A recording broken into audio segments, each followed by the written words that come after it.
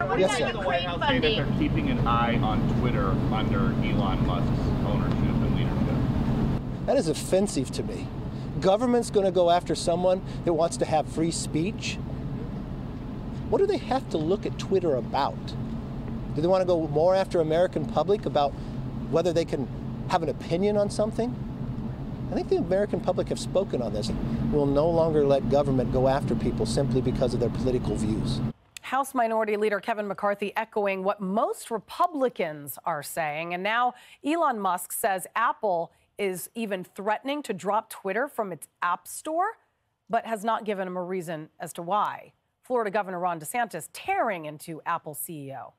So they are serving basically as a vassal to the Chinese Communist Party. They are trying to get Elon Musk's Twitter off the App Store potentially, which would be a huge blow for free speech. And so this is maybe the most powerful company in the entire world. And CEO Tim Cook is set to meet with the GOP, the House GOP leaders, in Washington this week. He reportedly wants to strengthen relations as the party gets set to take the gavel in January. Buck Sexton, co-host of the Clay Travis and Buck Sexton Show, joins me now.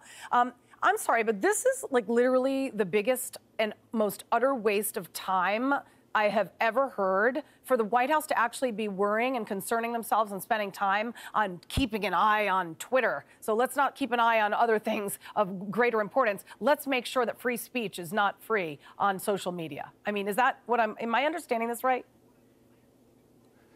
No, I think the White House is saying, nice Twitter you got there, Elon. It'd be a shame if something happened to it. It's meant to be ominous. They're trying to influence the outcome of this whole Twitter takeover by suggesting that maybe the White House will try to take some kind of action, not just through perhaps executive order, but they could always use one of the many investigative agencies of the federal government, regulatory agencies, to harass Elon Musk.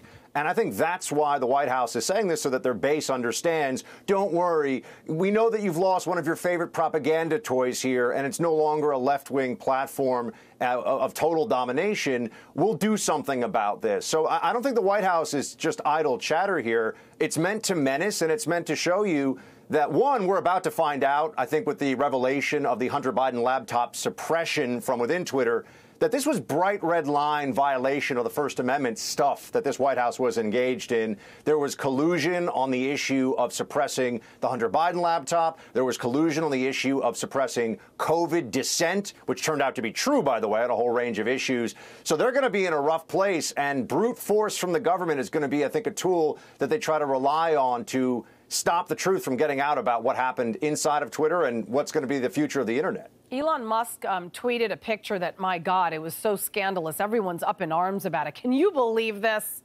Diet Coke on the night table. I guess a bunch of Diet Coke cans and a pair of prop guns were enough to make Twitter go crazy. One critic literally losing it, tweeting, how shocking.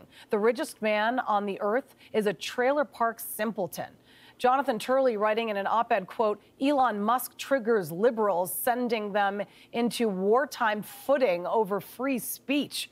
I mean, Elon is obviously having fun with people on Twitter. I don't know why people can't see that. And the more they react, or overreact, he's just going to come back with something else. And quite frankly, it's amusing, but it's also serious. I mean, Apple, for example, has stopped advertising on Twitter. For what? Because they're afraid of free speech as well. This is the sort of rhetoric that's being spread by the liberal media, by the mainstream media, and it's actually catching fire because now Twitter is being threatened by the White House.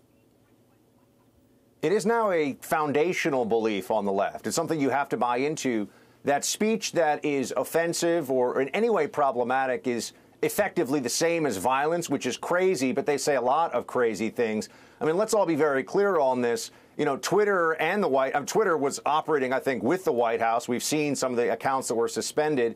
And what we've seen is that over time, you're not allowed to say things like only men can get pregnant. You know, or rather, you have to say things like men can get pregnant. And if you say things that are outside of the acceptable discourse, they shut you down. Hey, everyone, I'm Emily Campagno. Catch me and my co-hosts Harris Faulkner and Kaylee McEnany on Outnumbered every weekday at 12 p.m. Eastern, or set your DVR. Also, don't forget to subscribe to the Fox News YouTube page for daily highlights.